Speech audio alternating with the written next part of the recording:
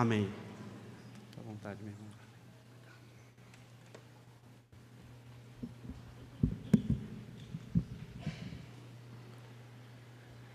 Vamos abrir mais uma vez nossas Bíblias, no capítulo 19 de Lucas.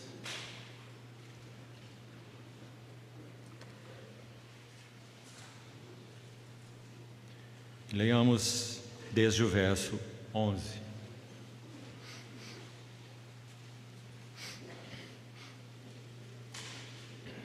Lucas 19, 11. Ouvindo eles estas coisas, Jesus propôs uma parábola, visto estar perto de Jerusalém, e lhes parecer que o reino de Deus havia de manifestar-se imediatamente. Então disse: certo homem nobre partiu para uma terra distante com o fim de tomar posse de um reino e voltar. Chamou 10 servos seus, confiou-lhes 10 minas e disse-lhes: negociai, até que eu volte. Mas os seus concidadãos o odiavam e enviaram após ele uma embaixada dizendo: não queremos que este reine sobre nós. Quando ele voltou, depois de haver tomado posse do reino, mandou chamar os servos a quem dera o dinheiro, a fim de saber que negócio cada um teria conseguido. Compareceu o primeiro e disse: Senhor, a tua mina rendeu 10. Respondeu-lhe o Senhor: muito bem, servo bom, porque foste fiel no pouco, terás autoridade sobre 10 cidades. Veio o segundo dizendo: Senhor, a tua mina rendeu 5. A este disse: terás autoridade sobre 5 cidades. Veio então outro dizendo: eis aqui, Senhor, a tua mina que eu guardei embrulhada num lenço, pois tive medo de ti, que és homem rigoroso, tiras o que não puseste e ceifas o que não semeaste. Respondeu-lhe: servo mau, por tua própria boca te condenarei. Sabias que eu sou um homem rigoroso, que tiro o que não pus e ceifo o que não semeei? Por que não puseste o meu dinheiro no banco? E então, na minha vinda, o receberia com juros. E disse aos que o assistiam: tirai-lhe a mina e dai-a ao que tem as 10. Eles ponderaram: Senhor, ele já tem 10. Pois eu vos declaro: a todo o que tem dar-se-lhe-á, mas ao que não tem, o que tem lhe será tirado. Quanto, porém, a esses meus inimigos que não quiseram que eu reinasse sobre eles, trazei-os aqui e executai-os na minha presença.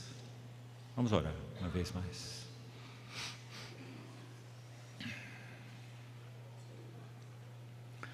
Querido Senhor, apresentamos com gratidão, reverência e expectativa as nossas vidas a Ti nessa noite.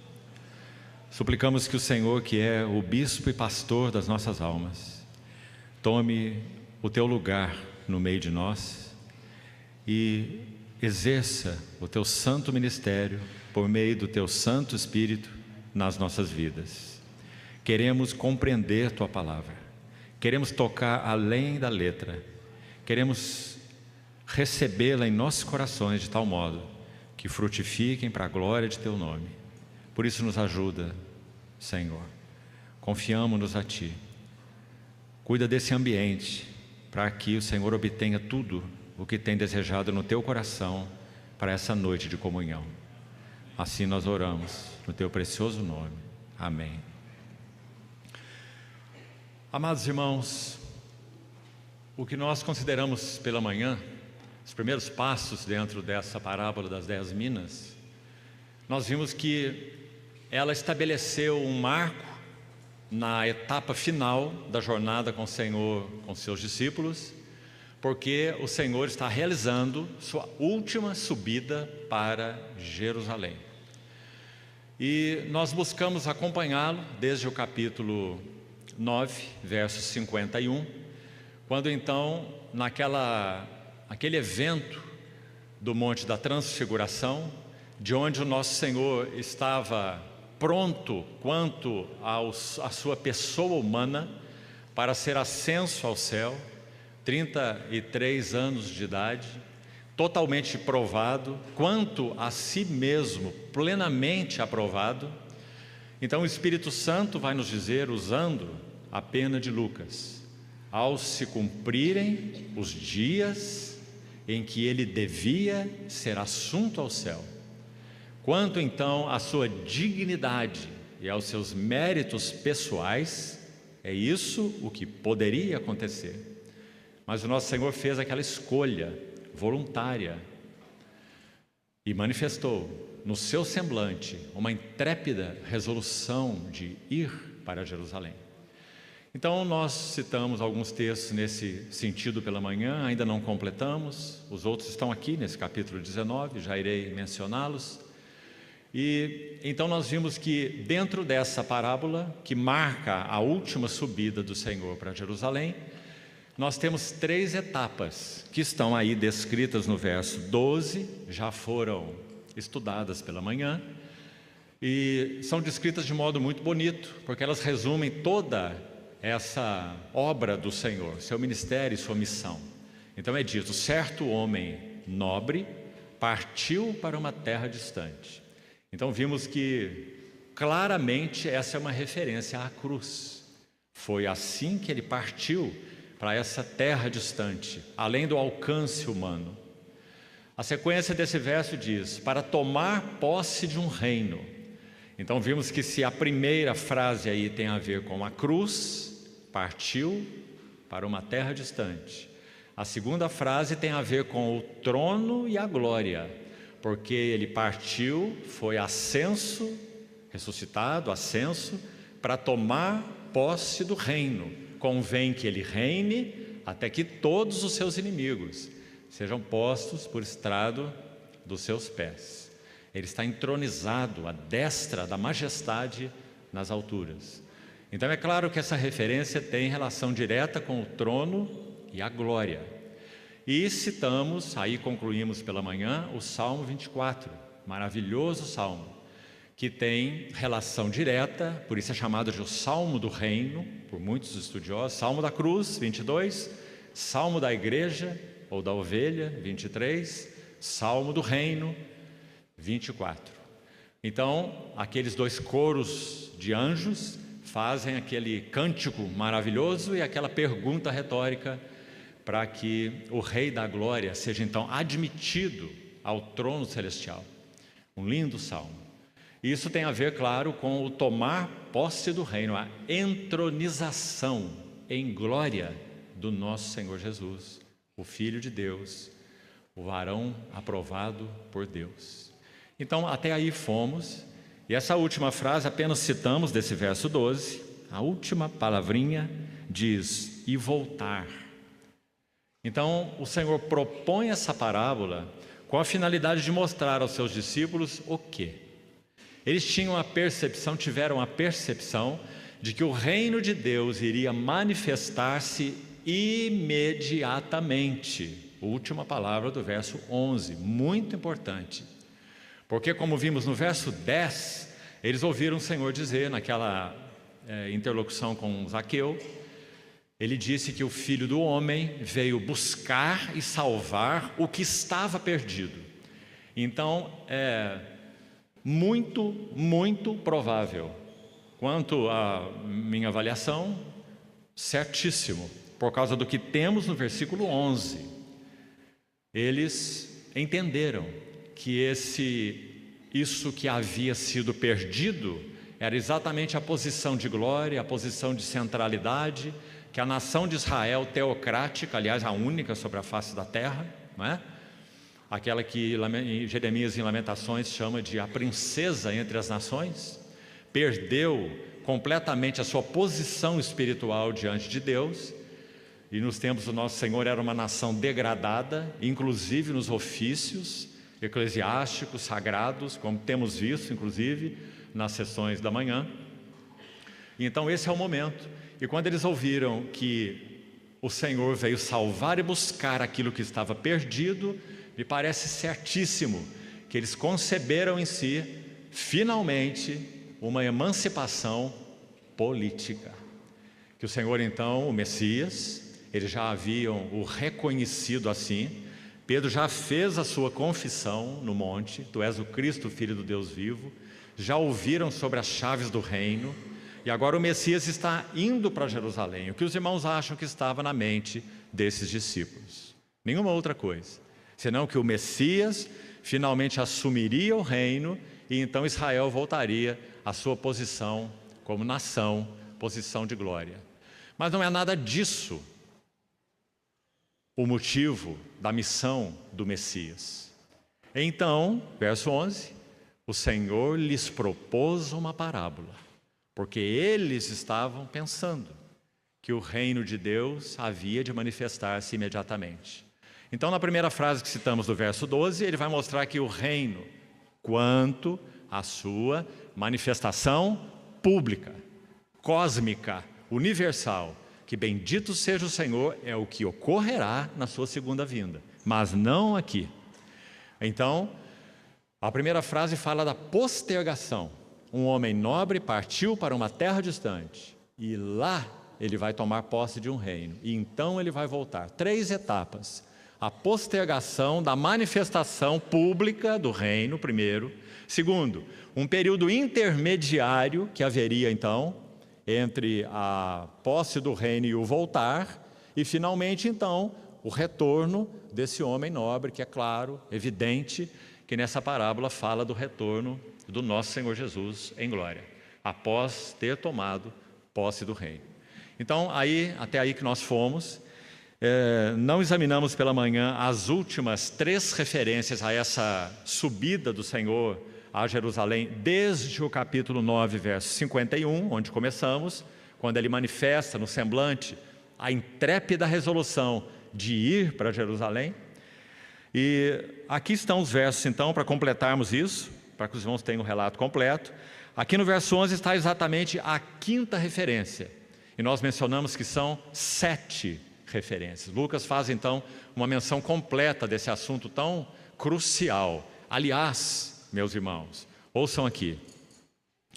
Em Lucas 9, quando nosso Senhor estava no Monte da Transfiguração, só Lucas registra, refresque a tua memória aí e veja a beleza disso. Você se lembra que quando Moisés e Elias se apresentaram naquele monte, só Lucas vai registrar que eles estavam conversando com o Senhor a respeito do seu êxodo. É a palavra no original, saída, partida, que ele iria cumprir em Jerusalém. Não é assim? Somente Lucas registra. Agora, quando nosso Senhor foi ascenso ao céu, Atos capítulo 1 registra que havia 2 varões vestidos de branco, que contemplavam essa cena magnífica, digamos, os visitantes celestiais, que acompanhavam essa cena do Senhor ascenso. Agora preste atenção. Vimos pela manhã que desde o nascimento do Senhor, os anjos estavam estupefatos, acompanhando desde o bebezinho de Belém na manjedoura até a cruz, em todos aqueles eventos que já citamos hoje pela manhã. Agora, Atos capítulo 1, no evento da ascensão no Monte das Oliveiras de Betânia, não é dito que eram anjos, porque todas as vezes que anjos foram mencionados em tudo que vimos pela manhã, anjos são citados, anjos, mensageiros, anjos, mensageiros celestiais. Não é essa a palavra em Atos capítulo 1. São 2 varões vestidos de branco, que acompanhavam essa cena magnífica, histórica, da ascensão do Verbo encarnado de Deus, do varão aprovado por Deus. Então eu quero sugerir algo para os irmãos. Para mim me parece muito claro, e espero que você não me faça perguntas após a reunião. Me parece muito evidente que esses varões são Moisés e Elias, os mesmos que estiveram com ele no Monte da Transfiguração, os mesmos que estiveram conversando com ele a respeito da sua partida que ele iria cumprir em Jerusalém. Agora me parece que esses mesmos 2, os 2 varões, estão aí agora apresentados e contemplando finalmente o varão aprovado por Deus. O êxodo motivo da conversa deles na transfiguração, agora está realizado. Ele completou, consumou a sua obra. Irmãos, se isso realmente foi assim, o que certamente a mim me parece ser, que cena. Moisés e Elias, não são dois fantasmas, não são duas aparições, são Moisés e Elias, a lei e os profetas, contemplando o varão aprovado por Deus. Quando ele ressuscitou e teve comunhão com os discípulos no caminho de Emaús, quando ele toma a Escritura e fala com aqueles dois no caminho de Jerusalém para Emaús, é dito que ele tomou as Escrituras e ele apresentou a eles tudo o que estava escrito a respeito dele, na lei de Moisés e nos profetas. Moisés e Elias, a lei e os profetas. Então me parece tão significativo que realmente esses varões sejam exatamente esses dois. Então nosso Senhor Jesus é ascenso ao trono com aquele coro angelical que nós vimos.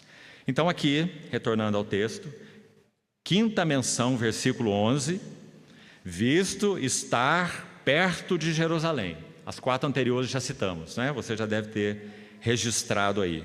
A sexta menção do Senhor subindo com seu semblante fixo em Jerusalém, na cruz, na sua missão, na expiação, no cumprimento do propósito de Deus. Está no verso 28, aí mesmo, veja. Lucas 19, 28. E dito isto, prosseguia. Oh, meus irmãos, ninguém iria dissuadi-lo. Prosseguia Jesus subindo para Jerusalém. Agora, sabe o que acontece aqui?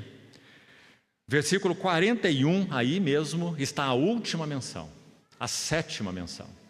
E é dito assim, somente por Lucas, de novo. Quando ia chegando, vendo a cidade, chorou. Em 3 ocasiões é mencionado o nosso Senhor Jesus em choro. A primeira foi diante do túmulo de Lázaro. Nosso Senhor chorou. Seu amigo estava na morte, mesmo que o Senhor iria tirá-lo da morte. Jesus chorou. João capítulo 11. A segunda vez, o nosso Senhor estava no Getsêmani. Como nós sabemos que ele chorou no Getsêmani? Por causa de Hebreus capítulo 5, versos 7 e 8, que certamente se refere ao Getsêmani. Hebreus 5, versos 7 e 8.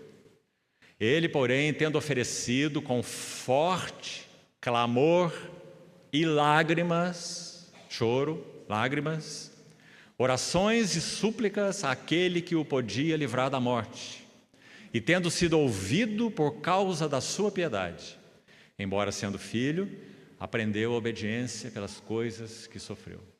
E tendo sido aperfeiçoado, tornou-se autor da salvação eterna para todos que lhe obedecem. Então esse texto de Hebreus capítulo 5 é uma posição basicamente comum entre todos os eruditos, que esse texto se refere ao Getsêmani. Quando ele oferece esse clamor com lágrimas diante da angústia vivida no Getsêmani. Pai, se possível for, passe de mim este cálice, mas não seja feito o que eu quero, mas sim o que tu queres. E então, a outra ocasião, nós a temos aí agora diante de nós. Quando nosso Senhor vê a cidade, e então ele chora. Claro, essa ocasião é anterior ao Getsêmani, né? O Getsêmani vem depois disso. Então nosso Senhor, quando ele caminha esse último estágio para Jerusalém, ele está... Aqui nós temos o Monte Moriá, Monte do Templo. Aqui temos o Monte das Oliveiras. Entre os dois nós temos o Ribeiro Cedron. Então, na encosta, aqui está Moriá, aqui está Monte das Oliveiras. Nessa encosta, aqui, o nosso Senhor Jesus faz a volta desse monte, porque ele está vindo de Jericó. Então ele faz a volta nesse Monte das Oliveiras, assim. Quando ele chega em um determinado ponto aqui, em torno desse monte, ele já pode ver a cidade. Então aí está a cena desse versículo. e vendo a cidade, chorou. E o que ele disse quando você reúne os relatos dos evangelhos? Ele diz assim: Jerusalém, Jerusalém. Sabe, meus amados irmãos, nenhum de nós é sequer capaz de interpretar nem mesmo o tom de voz do nosso Senhor quando ele disse essas palavras. Porque ele é um homem perfeito, santo, seu coração cheio de dores, por causa da cidade do grande rei, Jerusalém, que havia rejeitado o grande rei. Jerusalém, Jerusalém, que matas os profetas e apedrejas a todos os que te foram enviados. E quantos foram enviados? Quantos profetas? E ele continua: quantas vezes eu quis, quantas vezes reunir os teus filhos, como a galinha reúne os seus pintinhos. Que figura, meus irmãos. Nosso Senhor se comparando a essa galinha que reúne pintinhos debaixo de suas asas.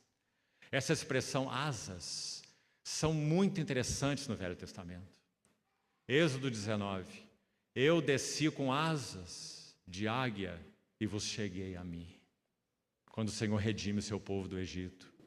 Quando Noemi é acolhida por Ruth, é acolhida por Boaz, Boaz diz a ela, Boaz é uma figura de Cristo, que ela seja bendita por ter vindo buscar refúgio sobre as asas do Senhor.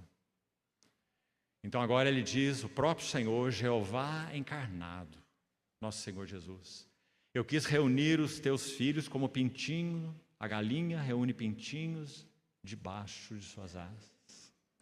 Mas vós não quisestes. Desde agora, a vossa casa, o Senhor, na primeira purificação do templo, como nós vimos em João 2, são 2 eventos de purificação, como já foi citado, purificação do templo. No primeiro evento, ele chama ainda aquele templo de a casa de meu Pai.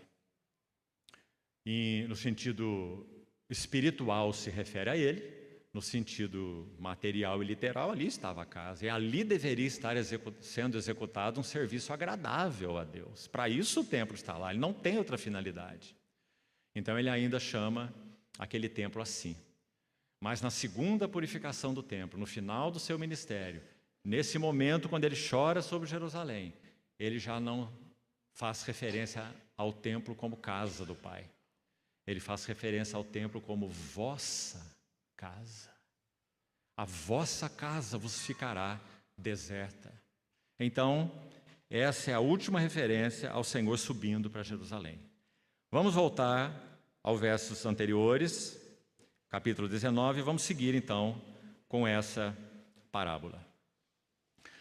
Nós dissemos para os irmãos que a ênfase nessa parábola é o termo negociai. Verso 13, por favor, coloque atenção nele. Frase final: negociai até que eu volte. Então escute bem. Quando nós pensamos o que é comum a todos nós como cristãos, já que essas minas representam isso, são 10 minas, falamos que é um valor, não são necessariamente as moedas de dracma, é um valor equivalente a 100 dracmas. Isso seria também equivalente a 100 denários. Os valores eram correspondentes nesse tempo, a dracma e o denário. O que é um denário ou um dinheiro? Um denário era o salário de um dia de um jornaleiro, de um trabalhador braçal, que equivaleria hoje aí a alguma coisa, um trabalhador autônomo, R$100, R$150, né? Então seria um valor muito difícil transportar isso para hoje, é extremamente difícil transportar valores daquele tempo para valores atuais. Mas vamos imaginar algo entre 10 mil e 15 mil reais, 100 dracmas. Isso foi confiado o mesmo valor a cada servo, 10 servos, 10 minas. Responsabilidades iguais a todos os servos. Agora, quando nós falamos e apontamos que essa frase, negociai até que eu venha, é a chave da parábola, é muito claro que ela é. Porque todo o assunto aí é o que eles fizeram com o que receberam, com as suas minas. Então, as minas representam responsabilidade, diferente da parábola dos talentos, como citamos, que representa dons. Por isso ali há a diferença. 5 para um, 2 para outro, 1 para outro, mas aqui não há diferença. Então, responsabilidades iguais a todos os servos. E lembre-se que 10 na Bíblia, 2 mãos cheias. 10 representa plena responsabilidade. De novo, quando Boaz foi resgatar Ruth, Ruth capítulo 4, na porta da cidade ele convocou 10 anciãos, para que houvesse um pleno testemunho de que aquele que é chamado de fulano, lá em Ruth capítulo 4, Boaz diz: ô fulano, senta aqui, porque ele seria o primeiro a ter o direito de resgatar Ruth, a viúva, né? Mas ele não quis.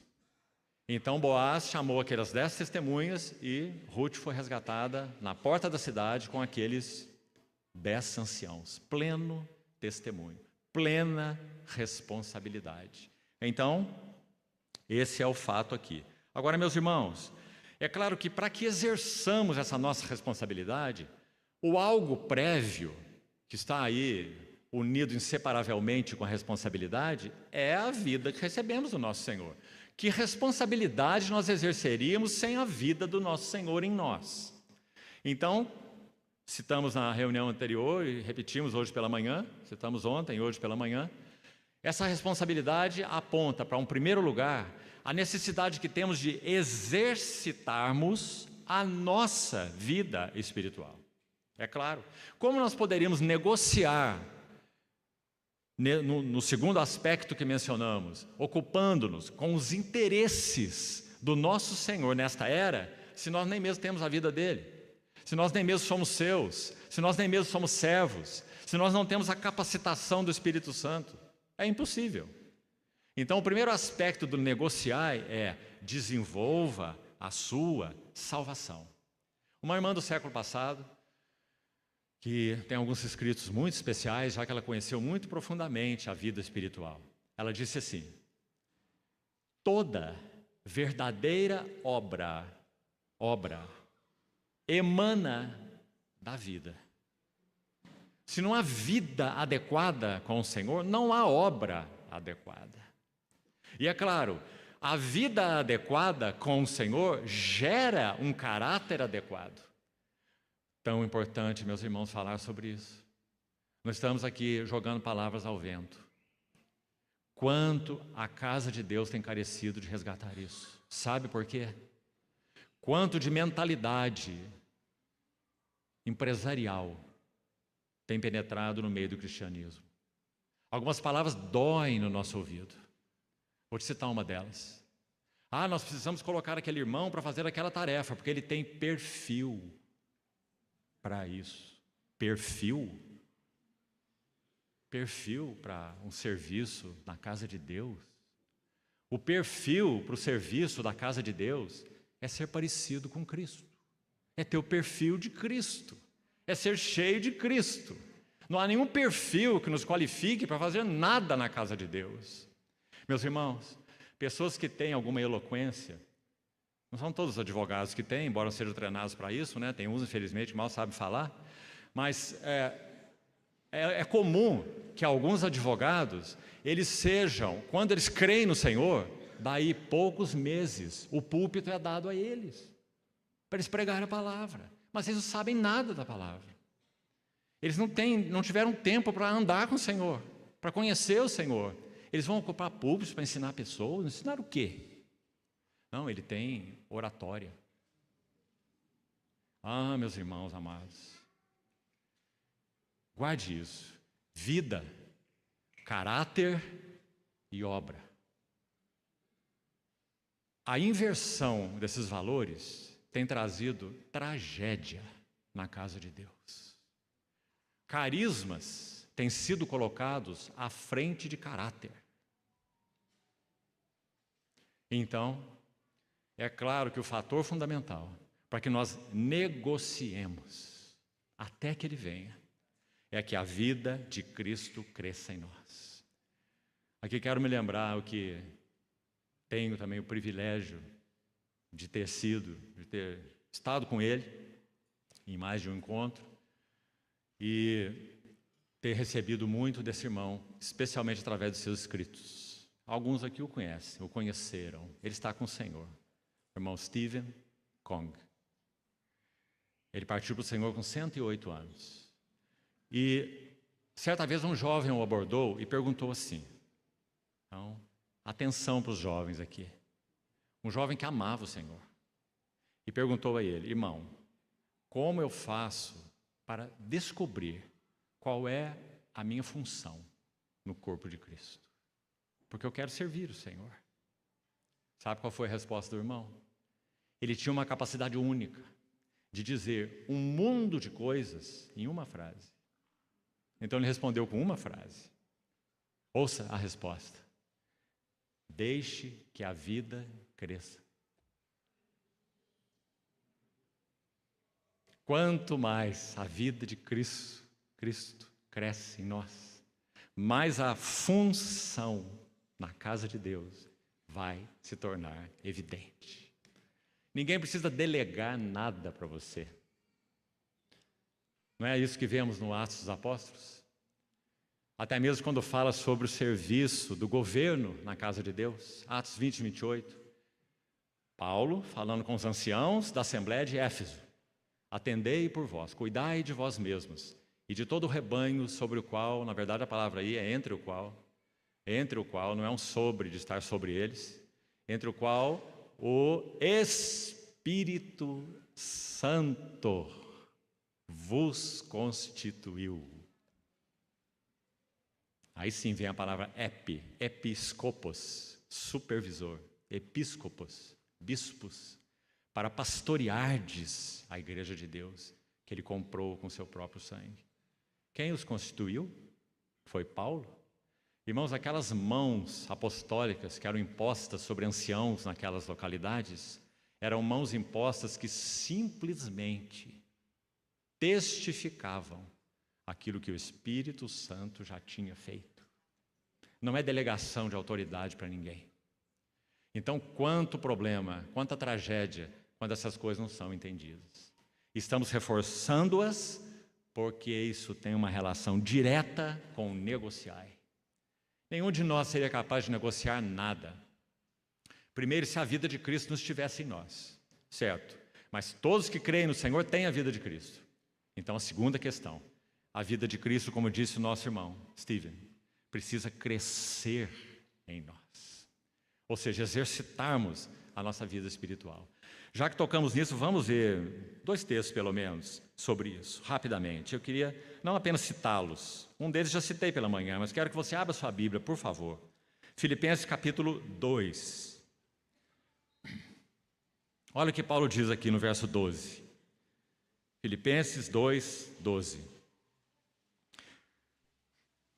Assim, pois, amados meus, como sempre obedecestes, não só na minha presença, porém muito mais agora na minha ausência, desenvolvei a vossa salvação com temor e tremor.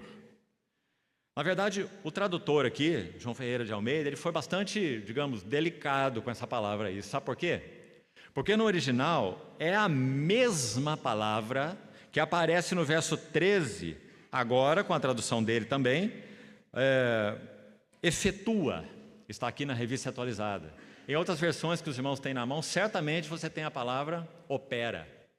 Deus é quem opera em vós, não é isso? Esse opera aí é a mesma palavra do desenvolvei. Então vamos lê-la assim, porque é exatamente a mesma palavra. Então o que Paulo está dizendo para os filipenses? Ele está dizendo: agora, muito mais na minha ausência, operai. Olha isso, olha a força disso. Operai a vossa salvação com temor e tremor. Meus irmãos, como nós precisamos desse paralelo santo e saudável ser mantido diante de nós sempre. Quem operou a nossa salvação foi o nosso Deus em Cristo na cruz do Calvário, consumada e completa, graças ao Senhor. Quando Ele enviou o Espírito Santo, Ele enviou o Espírito Santo para nos regenerar, habitar em nós e realizar um trabalho dentro de nós. Só que esse trabalho do Espírito Santo dentro de nós, em um aspecto, é distinto do trabalho do nosso Senhor Jesus na cruz. Porque o trabalho do nosso Senhor Jesus na cruz foi unipessoal, foi incondicional.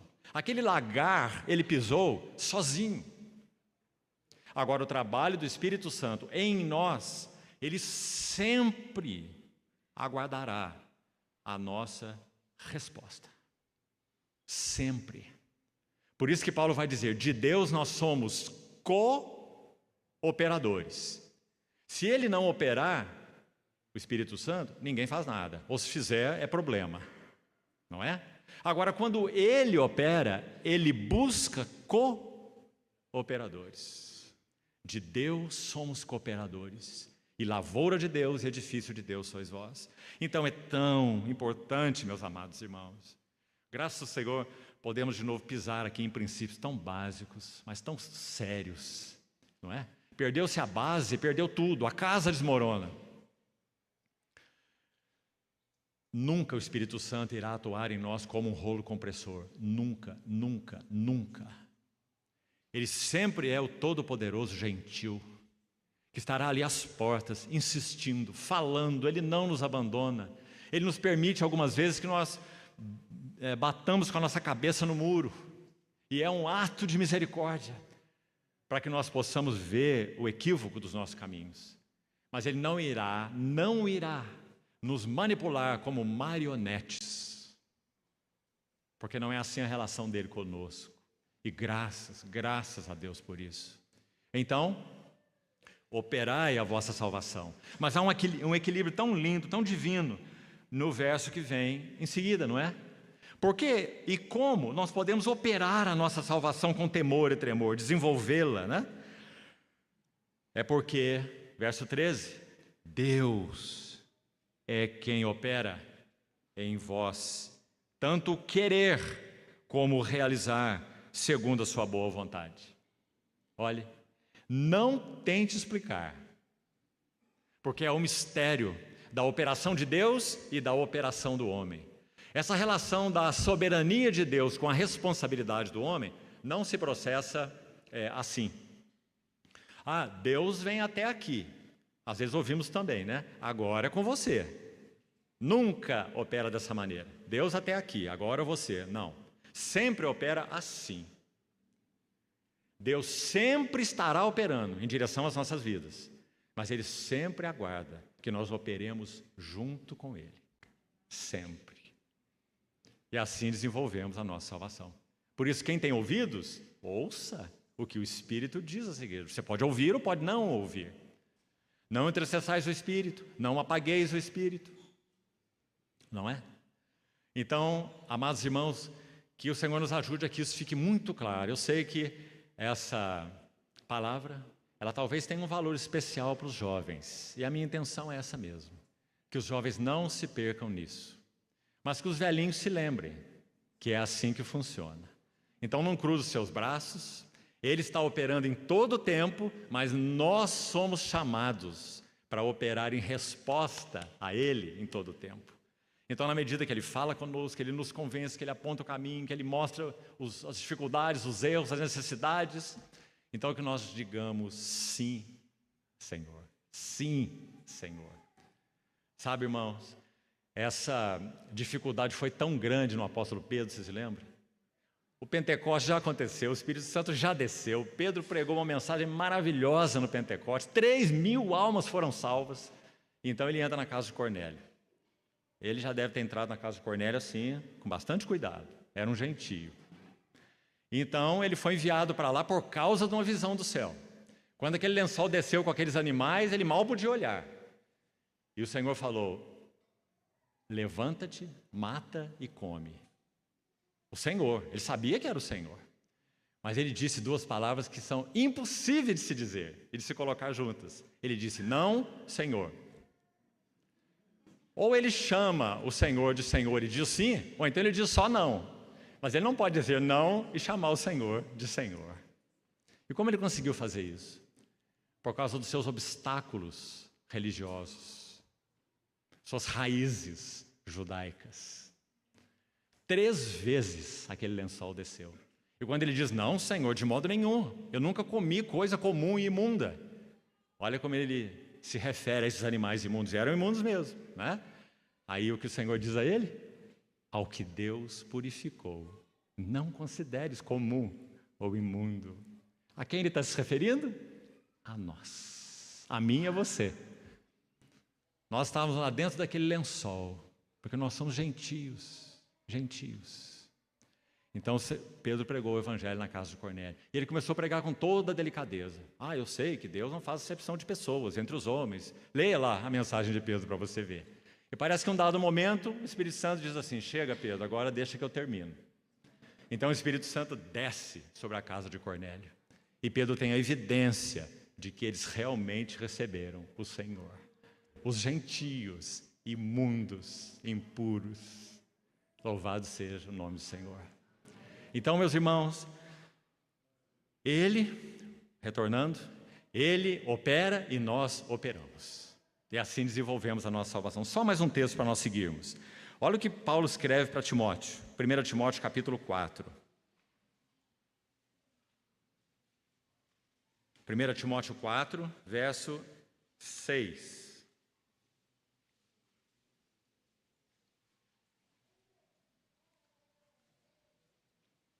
Você não se preocupe que hoje, com a ajuda do Senhor, espero nele, nós vamos completar essa parábola. E amanhã talvez sigamos um pouco para Lucas capítulo 12. 1 Timóteo capítulo 4, verso 6. Expondo estas coisas aos irmãos, será bom ministro de Cristo Jesus, alimentado com as palavras da fé e da boa doutrina que tem seguido. Mas rejeita as fábulas profanas e de velhas caducas. Ouça agora. Exercita-te. Por que será? Estou fazendo uma pergunta retórica, eu sei a resposta. Por que será que os cristãos de hoje não gostam mais dessa palavra? Exercita-te. Não, o Senhor fez tudo por nós, é graça. É graça e mais graça sobre graça. Uma graça levianizada, uma graça que não é compreendida, porque graça significa habilitação para aqueles que não podiam fazer nada, mas agora foram habilitados para responder ao Senhor. É essa a finalidade da graça. Graça é provisão para responder. Então exercita-te, Timóteo, pessoalmente, na piedade. Cuidado com essa palavra, ela já apareceu aqui no verso 16 do capítulo 3, olha aí por favor. Evidentemente grande é o mistério da piedade. Qual é o mistério da piedade? A que se refere? Está aí. Se refere àquele que foi manifestado na carne, justificado em espírito, contemplado por anos, pregado entre os gentios, crido no mundo, recebido na glória. Quem é a piedade? É o nosso Senhor Jesus. Esse é o mistério da piedade. Então, quando Paulo diz exercita-te pessoalmente na piedade, me permita parafrasear. Ele está dizendo assim, Timóteo, exercita sua vida interior, exercita tua devoção. Ele vai dizer mais à frente, aplica-te, está lá no verso 13. Até a minha chegada, aplica-te, olha aí, aplica-te, seja dedicado. Aplica-te à leitura, que é a leitura pública das Escrituras, à exortação e ao ensino. Seguindo então lá, veja, verso 7, exercitar-se na piedade é tornar-se progressivamente semelhante a Cristo. Então você poderia fazer com toda segurança, meus irmãos, não estamos inventando coisas aqui. Piedade é igual a ser semelhante a Cristo. Isso é piedade. Timóteo, exercite-se para que você seja semelhante a Cristo. Verso 8. Pois o exercício físico para pouco é proveitoso. A geração de hoje precisa ouvir esse versículo. Não é que para nada é proveitoso. Eu também faço exercício físico, regular, semanal. É importante, porque essa carcaça precisa ser um bom servo. E se ela não for cuidada adequadamente, né, com alimentação saudável, com exercício físico, ela vai se tornar um patrão. E ela é um patrão horroroso. Ela tem que ser serva, não é? ter a disciplina, esmurro o meu corpo e o reduzo à servidão, para que, tendo pregado a outros, não venha eu mesmo a ser desqualificado. Irmãos, por que será que a Igreja de Deus perdeu o sentido dessas palavras? Parece que falar isso hoje, de modo geral, para o cristianismo é quase uma afronta, não é? Eu temo ser desqualificado. Como isso? Desqualificado do quê? Bom, a parábola das minas está aí para nos ajudar. Desqualificado daquela posição de regência com Ele. Desqualificados de representatividade dEle quando Ele voltar. Se você quiser usar uma outra palavra, essa é a mais comum entre nós. E tudo que eu falei aqui significa exatamente a mesma coisa. Reinar com Cristo. Ele escreve ao mesmo Timóteo: se perseverarmos, com Ele reinaremos. De qualquer maneira? Como nós reinaríamos de qualquer maneira? O apóstolo da graça, Paulo, foi quem disse. Subjugo a ideia de esmurro, em 1 Coríntios 9. Subjugo o meu corpo para que ele não me domine. Subjugo o meu corpo e o reduzo à servidão, à obediência. Para que então, tendo pregado a outros, eu não seja um desqualificado. Então, vamos ouvir essas coisas, irmãos. Porque esse é o primeiro passo do negociai, não é? Se nós não estamos alcançando isso, até o que estamos dizendo aqui, como nós vamos negociar? Com as minas que Ele tem nos concedido. Nós só buscamos nossos interesses, nós só pensamos em nós somos hedonistas, só ocupados com o nosso bem-estar, nossa vida espiritual não é exercitada. Então, negociar o quê? Seguindo então, vamos para a segunda etapa, e aí já vamos caminhando para a segunda fase. E se o Senhor quiser, concluímos nessa noite. Além de exercitar a vida espiritual, negociai significa trabalhar pelos interesses do Senhor nesta era. Então aí está algo que nos interessa muito, muitíssimo. Porque, meus amados irmãos e irmãs, nós fomos chamados com esse imenso privilégio, inigualável, incomparável, de nós podermos trabalhar aqui, até que o Senhor venha, pelos interesses dEle. Porque, meus irmãos, por mais que na bondade dEle Ele nos tenha, para que façamos uma comparação, nos concedido, por exemplo, nossa profissão, nosso meio de vida, e graças ao Senhor podemos dar quando nós ainda gostamos do que fazemos. Porque as coisas como estão hoje em dia, a maioria não gosta do que faz por responsabilidade, não é? E isso é muito bom. Agora, mesmo assim, pense comigo, tudo aquilo que fizemos e que fazemos no que concerne a ofícios, ocupações, elas brevemente, na vinda do Senhor, chegarão simplesmente a um fim. Terminou. Em si mesmas não teriam valor algum, nada. Elas só podem ter algum valor eterno se elas também, isso que nós chamamos de nossos ofícios, nossas funções, eu estou me referindo aí às questões da nossa vida mesmo, se elas puderem ser canal para os interesses do nosso Senhor. Então elas tiveram valor, tiveram sentido, de várias maneiras. Por exemplo, vamos pensar que você trabalha num banco, talvez lá dentro do cofre do banco, né? Não pode nem tomar sol, fica trancado o dia inteiro lá no cofre. Vamos pensar assim.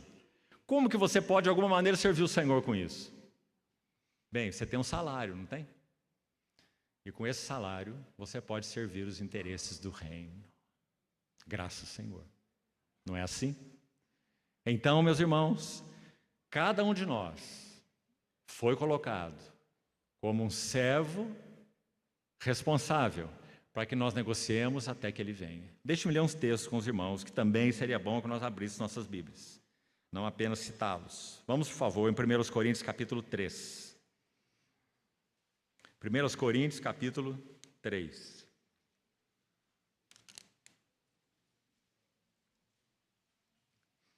Veja o verso 9, que já citamos. 1 Coríntios 3, 9. Porque de Deus somos cooperadores, lavoura de Deus e edifício de Deus sois vós. Continue ouvindo com atenção. Segundo a graça, porque tudo começa aí. Tudo é pela graça. Da sua plenitude recebemos graça sobre graça, porque graça é provisão, graça é capacitação, habilitação. Por isso o Espírito Santo é chamado de Espírito da graça, inclusive, além de Espírito da glória, né? Da graça à glória. Segundo a graça de Deus que me foi dada, lancei o fundamento como um prudente construtor, e outro edifica sobre ele. Porém, cada um veja como edifica. Como é que nós chamaríamos isso? Responsabilidade. A graça habilitando Paulo como para que fosse um sábio. A ideia do prudente aqui é sábio, sábio construtor, para que sobre o único fundamento que é Cristo, então ele edificasse com material adequado. Verso 11: porque ninguém pode lançar outro fundamento além do que foi posto, o qual é Jesus Cristo. Contudo, se o que alguém edifica sobre o fundamento é ouro, prata, pedras preciosas, madeira, feno e palha, manifesta se tornará a obra de cada um. Relação direta com a parábola das minas. Aquele homem nobre, quando volta da terra distante, depois de ter tomado posse do reino, ele chama os seus servos, e lá você vai encontrar o termo assim: para ver o que cada um tinha conseguido por negociar. Assim está o texto original. Para ver o que cada um tinha conseguido por negociar. Manifesta se tornará a obra de cada um, pois o dia a demonstrará. Que dia é esse? O dia de Cristo. Porque está sendo revelada pelo fogo. E qual seja, de novo, obra de cada um? Negociai até que eu venha. O próprio fogo o provará. Se permanecer, tem um se aqui, a obra de alguém que sobre o fundamento edificou, esse receberá galardão. A obra que permanecerá qual é? É a primeira tríade, não é isso? Ouro, prata e pedras preciosas. Ouro sempre tem relação com a vida, natureza e glória de Deus, sempre.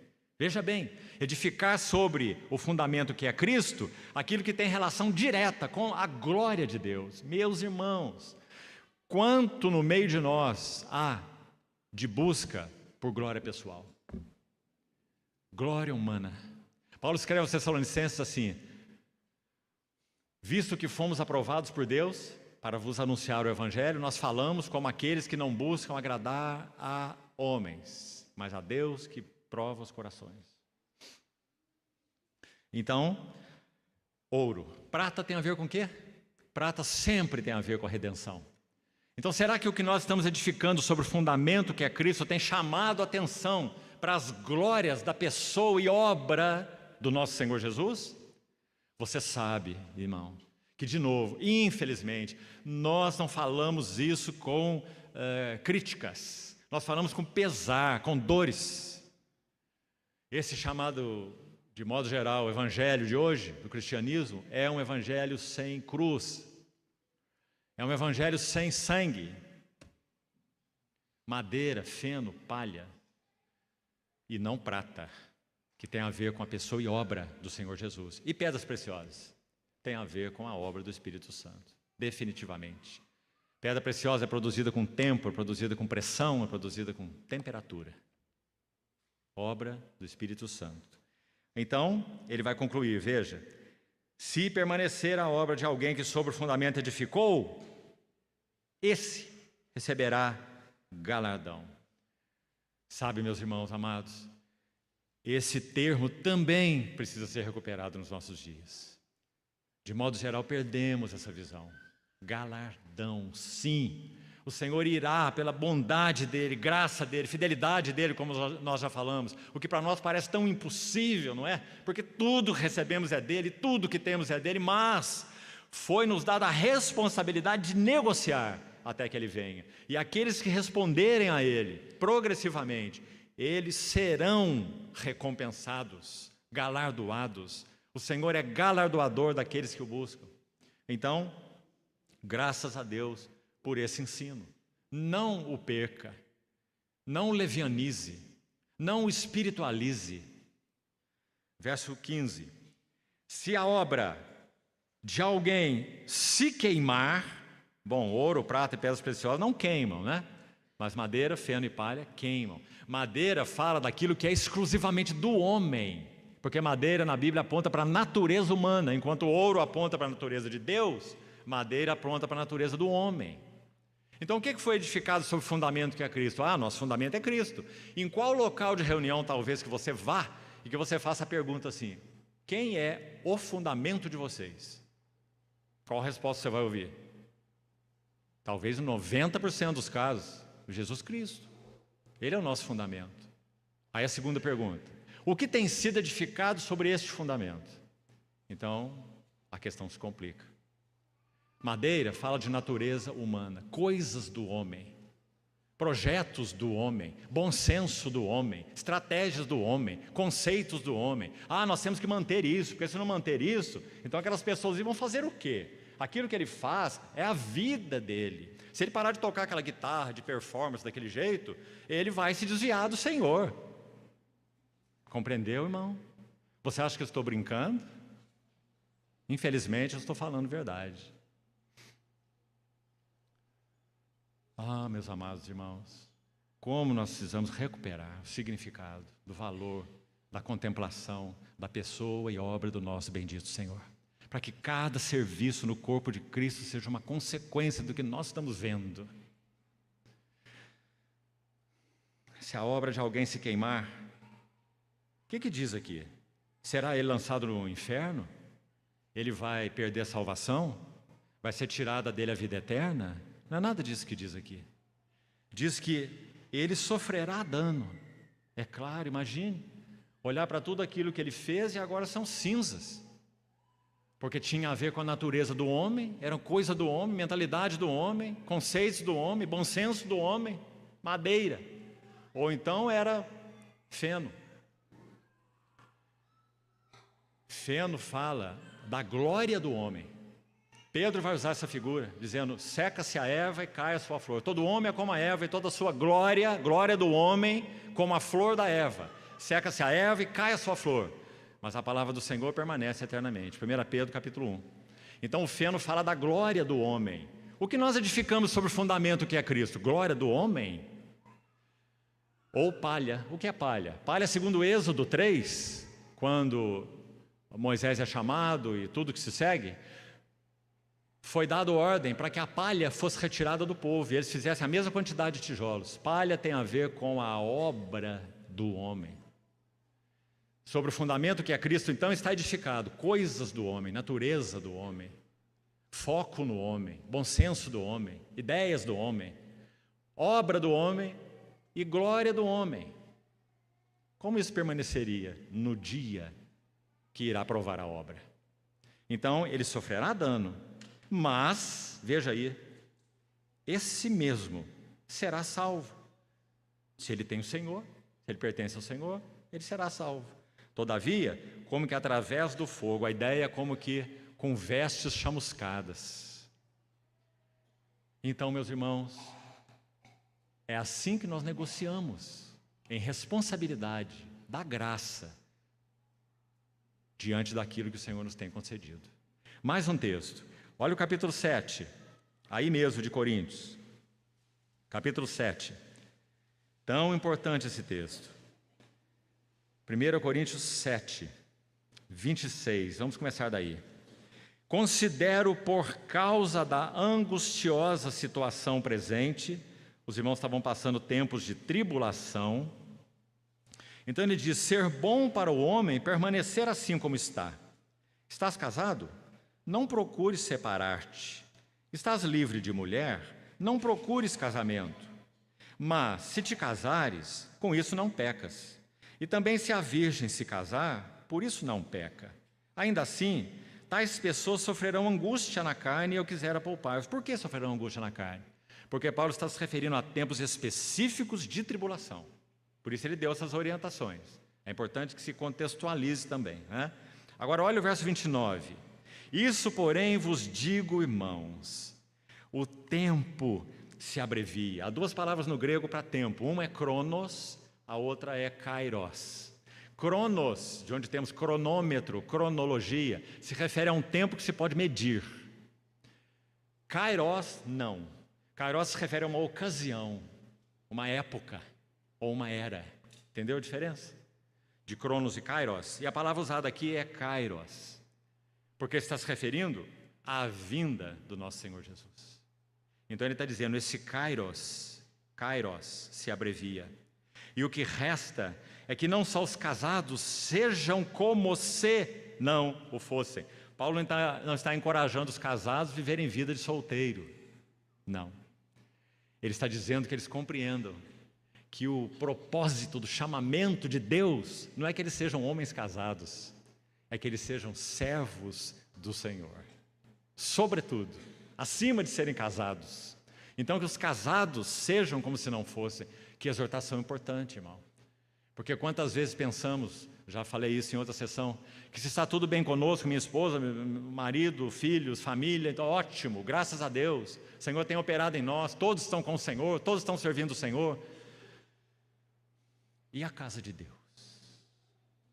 Permanece em ruínas? Enquanto cada um de nós corre pela sua própria casa? Nossa primeira responsabilidade é a nossa casa é parte da casa de Deus, mas não significa que se nossa casa está ajustada, tudo está certo com relação à casa de Deus. Então que os casados sejam como se não fossem, mas também os que choram. Que belas colocações de Paulo, irmãos, pelo Espírito Santo. Os que choram, chorar por quê? Por que nós choramos? Sabe o que disse Robert Chapman sobre isso? Ele disse assim, a maior parte das nossas tristezas são resultado de, número 1, ego mortificado. Número 2, vontade própria frustrada. Ah, quantas lágrimas vêm quando nossa vontade própria é frustrada. Quantas lágrimas vêm quando o nosso ego é mortificado. E finalmente, por último, ele diz, incredulidade ansiosa. Então choramos de preocupação, de ansiedade, de inquietação. Ó Senhor, ó meu filho, olha o outro lá, olha aquela situação. Não é? Essa é a maior parte das nossas tristezas, como ele disse. Então Paulo vai dizer, os que choram por perdas, dificuldades, tribulação, problemas, sejam como se não chorassem, porque o kairos se abrevia. Graças a Deus. Mas também ele diz, por outro lado, os que se alegram como se não se alegrassem. E quais são os motivos da nossa alegria? A lista é longa também, não é? Fui promovido, o salário melhorou, comprei um carro novo, mudei não sei para onde. Não é? Os que se alegram como se não se alegrassem. Os que compram como se nada possuíssem. Um servo do Senhor comentando esse texto, se não me engano, foi João Calvino mesmo. Ele disse assim, nós devíamos considerar tudo aquilo que compramos, tudo que temos, como sendo empréstimos por um dia. Muito interessante, não é? Só empréstimos por um dia, porque você não sabe se terá outro dia. E aí ele continua. Os que compram como se nada possuíssem e os que se utilizam do mundo como se dele não usassem ou não utilizassem. Sabe que aqui tem uma configuração diferente nas palavras? Paulo diz assim, os que usam do mundo não sejam aqueles que dele abusam. Essas são as palavras na língua original. Você usa, claro, nós estamos vivendo aqui no mundo e usando das coisas do mundo, mas não abuse. Porque a aparência, esquema, aparência, configuração, porque o esquema deste mundo passa. E o que eu quero é que estejais livres de preocupações. Vamos para o capítulo 9, aí mesmo, verso 24. Não sabeis vós que os que correm no estádio, todos na verdade correm, mas um só leva o prêmio? Correi de tal maneira que o alcanceis. Você está vendo? Negociai aí de novo. negociai até que ele venha. Correi de tal maneira que o alcanceis. Todo atleta em tudo se domina. Aqueles para alcançar uma coroa corruptível, nós, porém, a incorruptível. Assim também corro eu, diz Paulo, não sem meta. E a meta ele descreveu lá em Filipenses 3.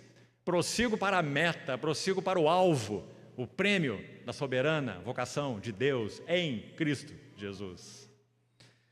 Assim luto, não como desferindo golpes no ar, mas subjugo ou esmurro o meu corpo e o reduzo à escravidão, servidão, obediência, para que, tendo pregado a outros, não venha eu mesmo a ser desqualificado.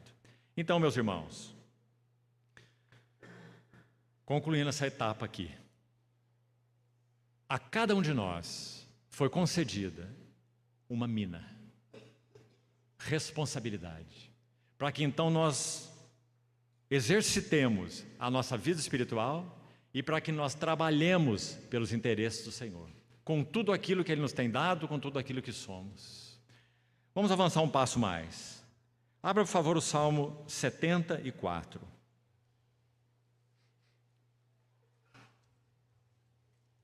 Vamos fazer leitura de alguns versos desse salmo.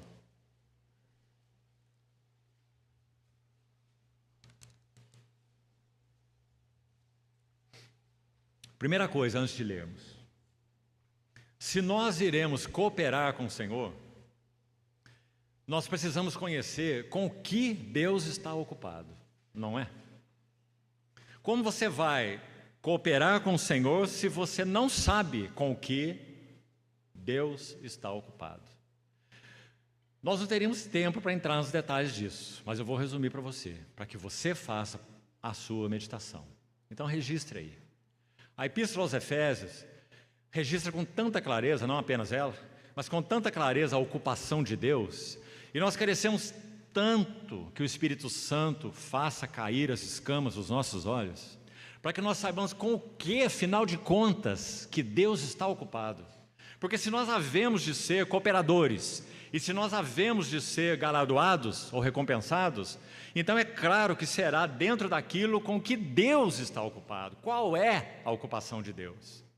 Então Paulo aos Efésios vai escrever assim, escute bem, Efésios 1, 23. Ele vai dizer que Cristo foi exaltado acima de todas as coisas, recebeu o nome que está acima de todo nome, e no verso 23 ele vai dizer que Cristo é aquele, a igreja é o corpo de Cristo e é a plenitude, escute bem essa frase, Efésios 1, 23, a igreja é a plenitude daquele que tudo enche em todas as coisas. Bem, ele vem falando até aí, no verso 23, de Cristo, que Deus ressuscitou a Cristo, que ele foi então ressuscitado pelo supremo poder de Deus, foi colocado nessa posição de supremo domínio, que ele é a cabeça da igreja, que a igreja é o seu corpo e que a igreja é a plenitude, repetindo, daquele Cristo que a tudo enche em todas as coisas. Então, meus irmãos, primeira fase, coloquemos assim, vamos pensar numa moeda de duas faces. Primeira face aqui, com o que Deus está ocupado? Ele está ocupado com encher todas as coisas com Cristo. Você ouviu bem, irmão? Efésios 4:10 repete a mesma ideia. Deixa-me citar para você. Efésios 4:10. Aquele que desceu, se referindo a Cristo, claro, é o mesmo que subiu, a ascensão do nosso Senhor. Para que ele subiu? Para que ele foi ascenso? Subiu acima de todos os céus para encher todas as coisas. Não é assim? Você está ouvindo bem, irmão? O propósito eterno de Deus é encher todas as coisas com Cristo. Por isso, de novo, citando o irmão Sparks, ele disse assim, olha que frase, o teste para nós sabermos se uma obra, uma palavra, um serviço, um livro que você está lendo, uma coisa qualquer, o teste para saber se aquilo tem sido agradável a Deus é, 2 pontos. Quanto de Cristo há nisso? Simplesmente isso. Quanto de Cristo há nesse serviço? Quanto de Cristo há nesse ministério? Quanto de Cristo há nessa pregação? Quanto de Cristo há nessa adoração? Quanto de Cristo há? E por que esse teste? De onde ele tirou isso? Certamente de Efésios. Porque capítulo 1, 23 e capítulo 4, 10, tão claro. Ele subiu acima de todos os céus para encher todas as coisas. O propósito eterno de Deus é encher tudo com Cristo. Começando de nossas vidas pessoais, nossos relacionamentos, o reunir da igreja, a adoração, os nossos serviços, nosso relacionamento com o mundo. Porque, meus irmãos, como tudo irá consumar? Que lindo, irmãos. O final do livro de Ageu, cujo tema é a casa de Deus. Passou um desesperado aqui, né? Ele está com medo, ele está correndo. O livro de Ageu, cujo tema é a casa de Deus. Você se lembra como termina? O livro de Ageu termina assim. É o livro que diz: a glória dessa última casa será maior do que a primeira. Não é? Ageu. O livro de Ageu termina dizendo, consulte lá, os últimos versos daquele livro, eles vão nos ensinar que, quando nosso Senhor se manifestar em glória, a segunda vez, cada recanto desse universo terá uma impressão da glória de Cristo. Não haverá um canto, um recanto nesse universo que não tenha uma impressão das glórias de Cristo. Por quê? Porque aquele que subiu acima dos céus, ele subiu para encher todas as coisas. Meus irmãos, ele tem enchido nossas vidas, ele tem enchido nossa mente, ele tem enchido nossas afeições, ele tem enchido nossos relacionamentos. Quando nós estamos juntos louvando ao Senhor, quem nós estamos vendo? Ele tem enchido os nossos corações, ele tem se mostrado nessa palavra de modo que ele enche essa palavra. Qualquer lugar que você abre essa palavra, é ele que você vê, porque ele é a chave que abre todas as escrituras. Não é assim? Para encher todas as coisas. Ah, meus irmãos, naquele momento em que a arca deixou o templo, o tabernáculo, não fez falta. Não é? O serviço continuou. Sem arca. Templo sem arca. Agora, qual é a outra face da moeda do propósito de Deus? Se por um lado, eles são complementares, por isso uma moeda. Pense nela sempre.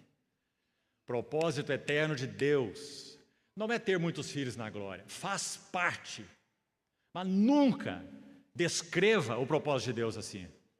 Eu já ouvi isso muitas vezes, por isso estou buscando te ajudar. Irmãos dizendo assim: o propósito eterno de Deus é ter uma família de filhos semelhante ao seu filho. Não, esse não é o propósito eterno de Deus. Ele não pode ser descrito assim, não. Essa é a face B do eterno propósito de Deus. Tem a face A. E a face A do propósito de Deus está descrita em Colossenses. O propósito eterno de Deus é que Cristo tenha primazia e preeminência em todas as coisas. Esse é o propósito eterno de Deus.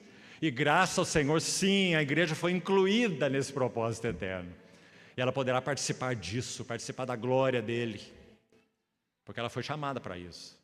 Mas o propósito eterno de Deus não pode ser descrito tendo a igreja como centro, porque a igreja não é o centro do eterno propósito de Deus.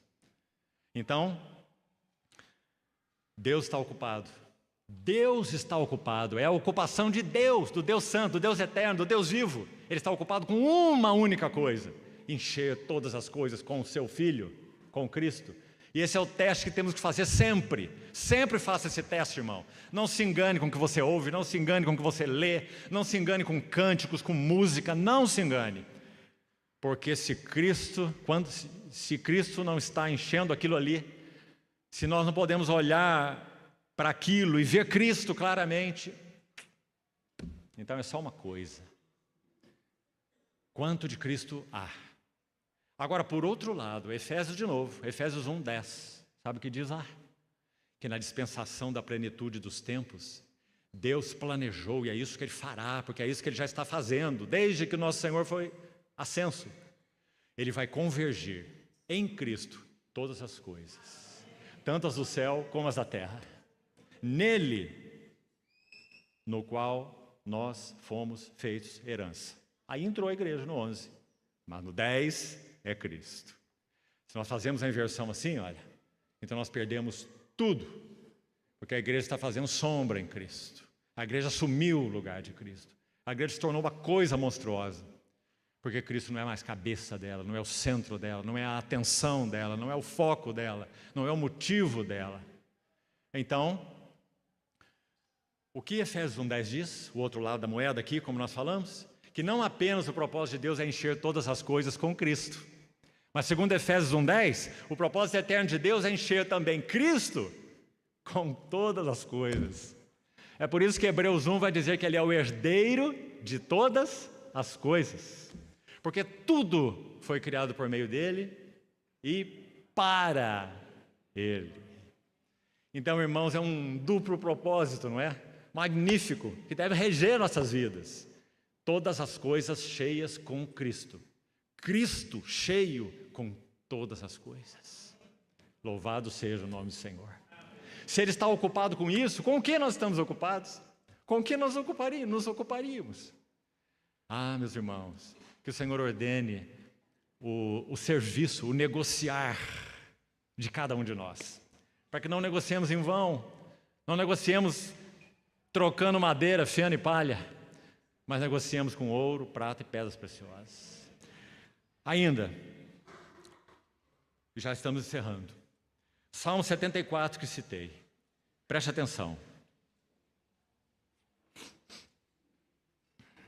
Vamos ler esse salmo. Primeira coisa, já vamos ler. Olhe quantas vezes você vai ter essa palavrinha teu.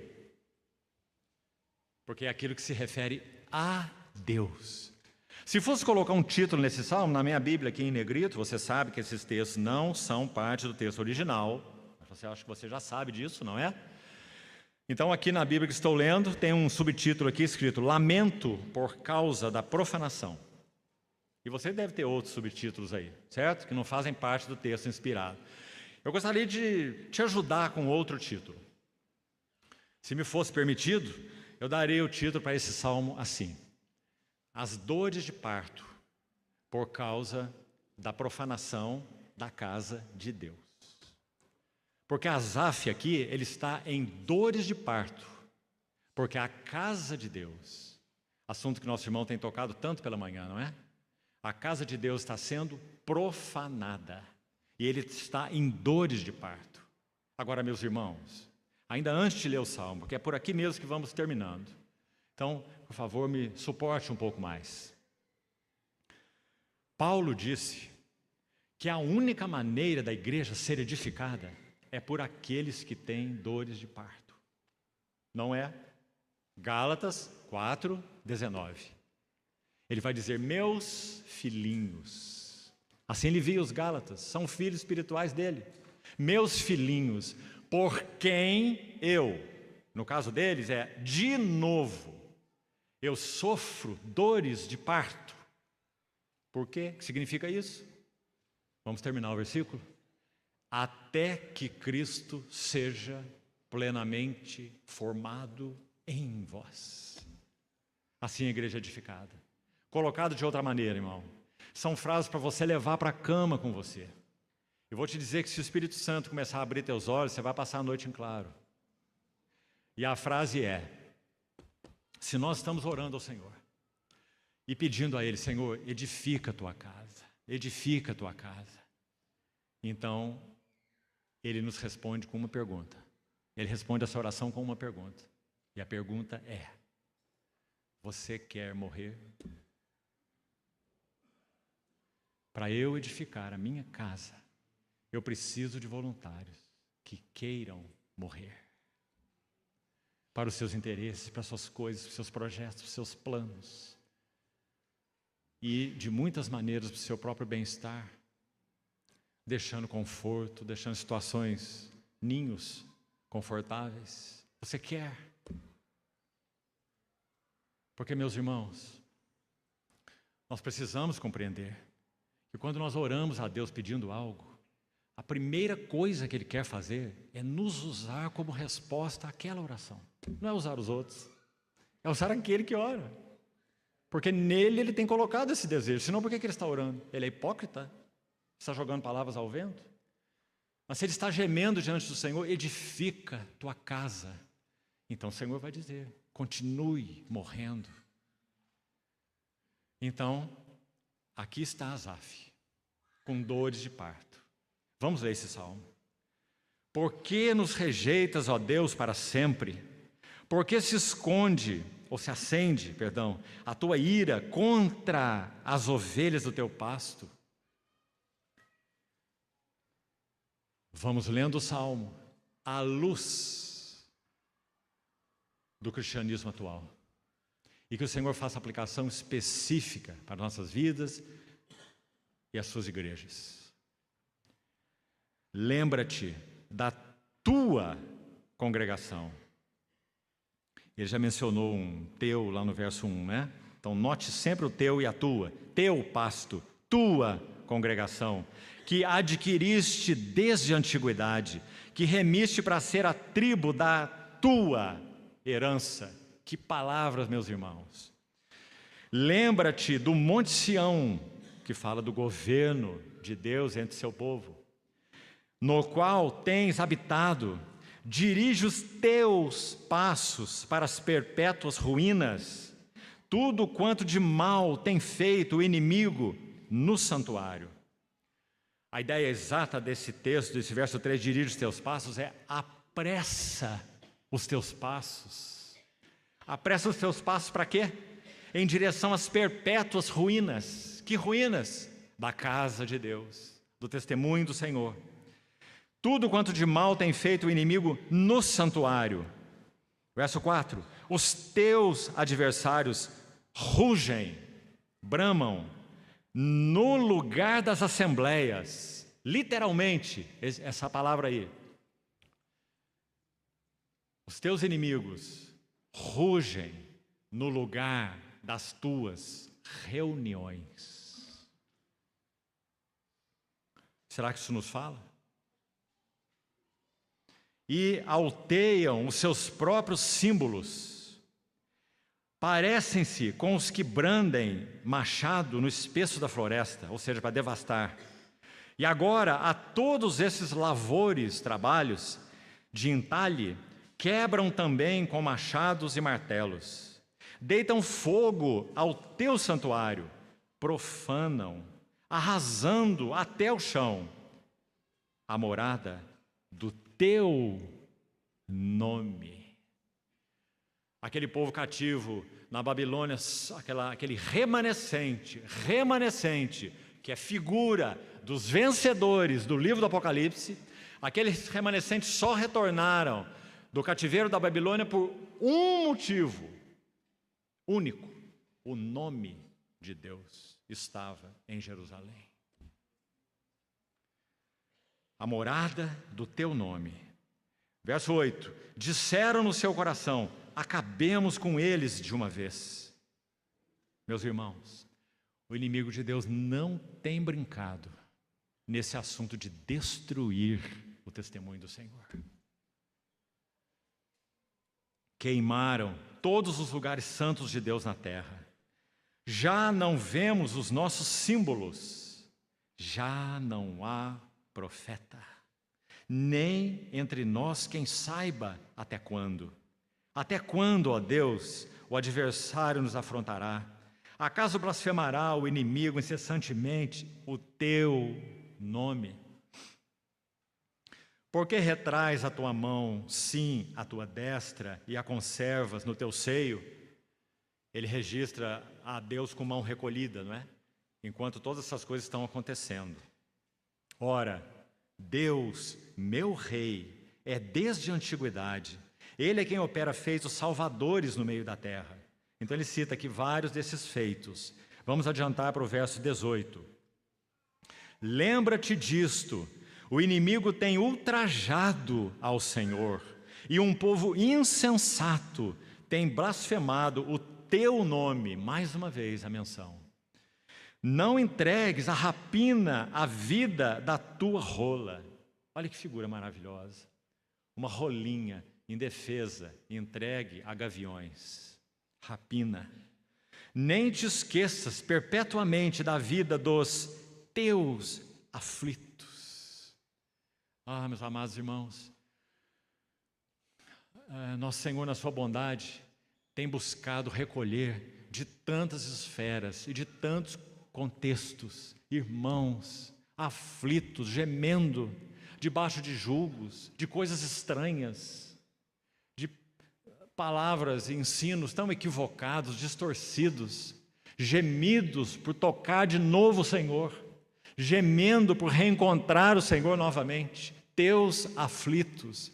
Irmãos, que responsabilidade temos tido nos nossos corações, para que então possamos de alguma maneira representar para eles o que eles têm buscado, o próprio Senhor, sua vida, seu renovo, sua palavra.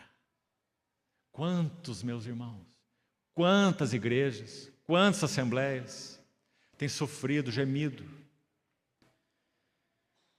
a vida dos teus aflitos.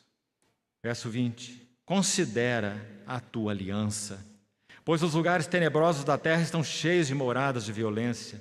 Não fique envergonhado o oprimido, louvem o teu nome o aflito e o necessitado. E finalmente, olha aí, levanta-te, ó Deus, pleiteia a tua própria causa.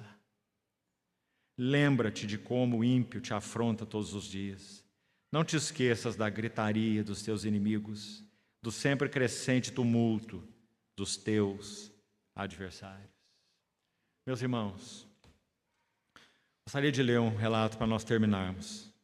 Estamos em cima da hora.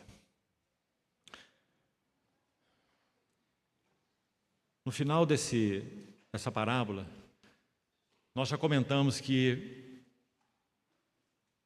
um dos servos escondeu a mina no lenço. Lenço só tem uma finalidade: limpar suor. Ou seja, ele não negociou a sua mina. Ele tomou o seu lenço, escondeu sua mina e entregou ao seu Senhor na sua vinda. Então, se o Senhor diz aquelas palavras, de novo, você vai ver que não há nada aí que sugira uma condenação eterna, mas sugere uma perda. Porque diz: tirai então esse pequeno tesouro que foi posto nas suas mãos, essa mina, e dai-a ao que tem 10. Mas até aí, ele sofreu perda. Sofrerá ele dano, como nós vemos em 1 Coríntios 3. Mas ele mesmo será salvo como que através do fogo. Mas ele teve dano, ele teve perda de privilégios, ele perdeu o galardão, ele perdeu recompensa, ele perdeu representatividade, ele perdeu posição de regência. Amanhã pela manhã, se o Senhor permitir, nós vamos entrar pelo menos um pouco em Lucas 12. E nós vamos ver essa ideia lá em Lucas 12. O reger com ele, a parábola do servo vigilante, Lucas 12. Então, essa foi a perda desse homem que não negociou com a mina. Segunda coisa, ainda antes de concluirmos, esse muito bem que nós já compartilhamos pela manhã. Que assombroso é esse muito bem, não é?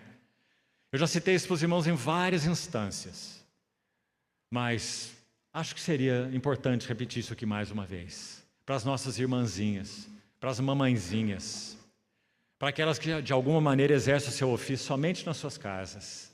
Essa é uma citação tão bonita de um irmão, de novo, é Abe Simpson, em uma obra dele sobre o Espírito Santo. Ele diz que uma serva do Senhor, cheia do zelo de Deus, pela casa de Deus, e orava enquanto lavava sua louça. E ela tinha uma filhinha que ficava puxando a sua saia, enquanto ela lavava a louça, orando ao Senhor. Senhor, eu quero tanto ser por Ti usada em esferas mais amplas para a edificação da Tua casa. E a menininha estava ali, sua única filhinha, é um relato verdadeiro, puxando a sua saia com uma bonequinha com seus braços quebrados, segurando essa bonequinha. E a mãe fazendo seu serviço, lavando a louça, orando ao Senhor, e a filha puxando sua saia. Então a mãe buscou afastar a filha, e finalmente a filha saiu, foi para o seu quarto, deitou na sua cama, abraçada com a bonequinha, de braço quebrado. E a mãe terminou sua louça, orando assim ao Senhor, que gostaria de ser usada de maneira mais ampla para a edificação da casa de Deus. Então ela buscou sua filha, não encontrou, foi até o seu quarto, abriu a porta e viu a sua filhinha deitada na cama e com a bonequinha, com o braço quebrado, abraçada por ela. Quando ela abriu aquela porta, então o Senhor falou assim ao coração dela: essa boneca quebrada, essa menina, essa menininha, é o meu serviço para você. E essa boneca de braço quebrado é a minha mensageira para você. Quem é fiel nas pequenas coisas é fiel nas grandes. Graças a Deus, meus irmãos. Se uma mamãe que ama o Senhor, ela então tem despendido seu tempo, sua vida, para edificar a sua filhinha, ou seu filhinho, fielmente, para o Senhor, então ela está negociando até que Ele venha. E quando Ele vier, o que ela vai ouvir? Muito bem, muito bem. Servo bom, foste fiel no pouco. E para usar as palavras da outra parábola, sobre o muito eu te colocarei. Entra no gozo do teu Senhor. Porque sabe, meus irmãos, ouça isso também. A medida da nossa recompensa não é pela quantidade daquilo que negociamos, é pela fidelidade no negociar. Louvado seja o nome do Senhor. Porque sabe, meus irmãos e irmãs, por mais que nós tenhamos recebido do nosso Senhor, e negociemos com tudo o que temos recebido, ainda é tão pouco, sempre será pouco. Porque o que necessita ser realizado para que a casa de Deus possa ser edificada e sua noiva preparada, está tão acima de cada um de nós. Nós só podemos contribuir com o pouco que temos tido da parte do Senhor, mas que sejamos fiéis no pouco, para que possamos ser recompensados por Ele. Agora então o último relato, e vamos encerrar aqui. Me parece tão importante, eu gostaria que, por favor, você ouvisse com atenção. Esse relato, se você quiser conferir, porque ele é muito contundente, eu vou citar para você onde ele está. Ele está numa obra de Harry Ironside. Alguns aqui certamente já ouviram falar dele. Um servo do Senhor do século passado. Ele escreveu o que é considerada por muitos a melhor obra sobre Esdras, Neemias e Esther. E ela está sendo traduzida para o português. Graças ao Senhor. Ela é excelente. Essa obra de Ironside. E ele então descreve uma experiência que ele teve com um clérigo de um determinado lugar, determinada denominação. E esse irmão estava ganhando realidade e visão espiritual pelo Senhor através da palavra. Então acontece algo aqui que eu gostaria que você ouvisse muito bem. Então ele descreve assim: conheço um clérigo que anos atrás foi convencido de que a posição dele não era escriturística. Está entendendo? A maneira como ele exercia seu serviço, sua função, seu ministério, ou o contexto em que ele estava, ele compreendeu que isso não era escriturístico. Mas que, tendo enfrentado oposição por parte da sua família, quando ele pensava em avançar, olha essa frase, avançar por amor ao nome do Senhor. conforme o que ele havia entendido ser a vontade do Senhor. Estava ganhando luz, clara, na palavra do Senhor. Então, quando ele pensava em avançar por amor do nome do Senhor, conforme o que ele havia entendido ser a vontade do Senhor, mas enfrentou oposição por parte da sua família. Então, ele havia entendido o quê? Seguindo aqui, que ele deveria avançar para um lugar. Não estou dizendo que isso acontece de maneira generalizada com todos, certo? Então, aplique isso dentro daquilo que o Senhor quiser falar ao seu coração. Então, ele deveria avançar para um lugar, escute bem, fora da esfera onde ele estava, certo? E então ele disse assim, para o irmão Ironside, olha o que ele disse: por amor aos meus filhos, eu ficarei onde estou. Mas eu pregarei a verdade até onde for possível. E ele conclui assim: esse clérigo, então, viveu para ver o seu filho condenado como um bandido fora da lei pelo Estado. E a sua filha se tornou uma atriz no palco pecaminoso do mundo. E ele mesmo se tornou um naufrágio na fé. Oh, meus amados irmãos, eu gostaria de terminar com uma nota positiva nessa noite, mas acho que não vai ser possível. Vamos terminar com essa nota.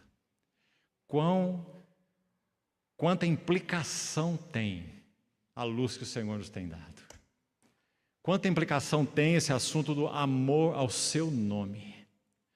Se esse irmão tivesse sido fiel à luz que havia recebido e conduzido a sua família, mesmo que inicialmente se opusesse, com oração, fidelidade, paciência, temor, para a luz que ele estava ganhando.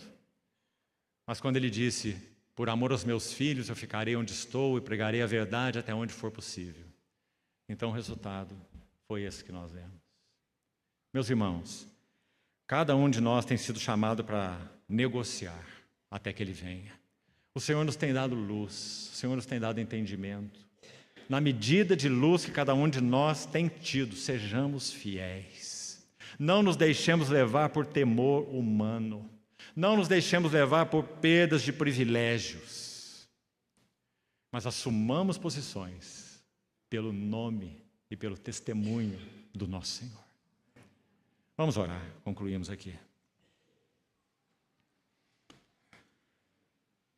Querido Senhor, te suplicamos que o Senhor nos ajude, guarde, mesmo que tenhamos concluído aqui essa noite com essa nota tão contundente.